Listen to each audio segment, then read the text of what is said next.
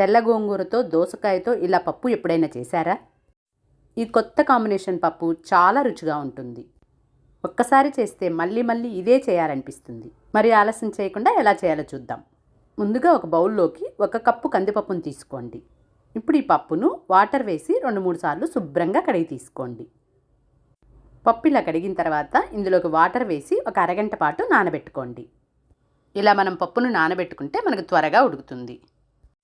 ఇప్పుడు ఒక చిన్న సైజు దోసకాయని తీసుకొని పీల్ చేసి ఇలా చిన్న చిన్న ముక్కలుగా కట్ చేసి తీసుకోండి. ఒక చిన్న కట్ట తెల్ల గోంగూరను తీసుకొని ఇలా ఒలుచుకొని శుభ్రంగా కడిగి ఇలా సన్నగా కట్ చేసి తీసుకోండి. ఇప్పుడు కుక్కర్ని తీసుకొని అందులోకి మనం కడిగి నానబెట్టుకున్న పప్పును వేసుకోండి. అలాగే కట్ చేసి పెట్టుకున్న దోసకాయ ముక్కలను కూడా వేసుకోండి. ఇప్పుడు ఇందులోకి ఒక పెద్ద సైజు టమోటాను తీసుకొని ఇలా ముక్కలుగా కట్ చేసి వేసుకోండి. అలాగే 10-12 పచ్చిమిర్చిని ఇలా చిన్న ముక్కలుగా కట్ చేసి వేసుకోండి. లేదా పచ్చిమిర్చి మీ స్పైసీని బట్టి వేసుకోండి. అలాగే ఒక 1/2 టీ స్పూన్ పసుపును కూడా వేసుకొని ఇందులోకి వాటర్ వేసి కుక్కర్పై మూత పెట్టి స్టవ్పై పెట్టి 3-4 విజిల్స్ వచ్చే వరకు ఉడికించండి. ఈ పప్పు ఉడికేలోపు మనం గోంగూరను వేయించుకుందాం. స్టవ్పై ప్యాన్ పెట్టి అందులోకి ఆయిల్ వేసి కట్ చేసి పెట్టుకున్న గోంగూరను వేసి వేయించుకుందాము. ఇప్పుడు ఈ గోంగూరను 2-3 నిమిషాలు వేయించుకోండి.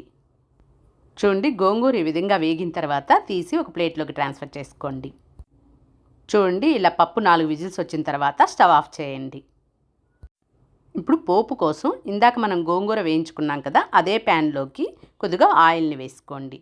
ఆయిల్ వేడైన తర్వాత జీలకర్ర, ఆవాలు వేసుకోండి. అలాగే కచ్చాపచ్చాగా దంచిన 8-10 వెల్లుల్లిని వేసుకోండి. ఇలా మనం వెల్లుల్లిని ఎక్కువగా వేసుకోవడం వల్ల ఈ పప్పుకి మంచి సువాసన, రుచి వస్తుంది. అలాగే 2 ఎండుమిర్చిని, ఇంగువను కూడా వేసుకొని వేయించుకుందాము. ఇవన్నీ ఇలా వేగిన తర్వాత ఇప్పుడు ఇందులోకి కరివేపాకును కూడా వేసుకొని వేయించుకోండి.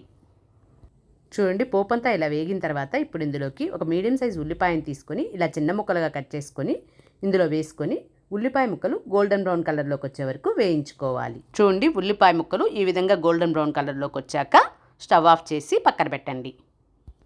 చూడండి, కుక్కర్ విజిల్లోని గాలి అంతా పూర్తిగా పోయిన తర్వాత మూత తీసి ఇప్పుడు ఈ పప్పును వెనుపుకుందాము. ఇప్పుడు ఇందులోనే మనం ఇందాక వేయించి పెట్టుకున్నాం కదా, ఆ తెల్ల గోంగూరను కూడా ఇందులో వేసుకొని ఎనుపుకుందాము. ఇప్పుడు ఇందులోకి రుచికి సరిపడా సాల్ట్ను కూడా వేసి కలుపుకుందాము. ఇందులోకి చింతపండు ఏమీ వేయనక్కర్లేదండి. మనకి తెల్ల గోంగూర, దోసకాయ, టమోటాలో ఉండే పులుపే సరిపోతుందండి. నాకైతే ఇక్కడ పులుపు సరిపోయిందండి. మీకు ఒకవేళ పులుపు తక్కువ అనిపిస్తే కొద్దిగా చింతపండు రసాన్ని వేసుకోండి. ఇందాక మనం పోపు తయారు చేసి పెట్టుకున్నాం కదా, ఆ పోపులోకి ఈ పప్పును వేసుకోండి.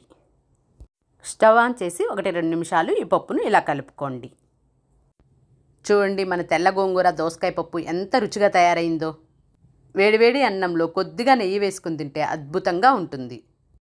ఈ రెసిపీ మీకు నచ్చినట్లయితే తప్పకుండా ఒక లైక్ చేయండి. మీ అభిప్రాయాన్ని కామెంట్ చేయండి. మరిన్ని ఇలాంటి అమ్మ చేతి వంటకాల కోసం మన ఛానల్ని సబ్స్క్రైబ్ చేసుకోండి.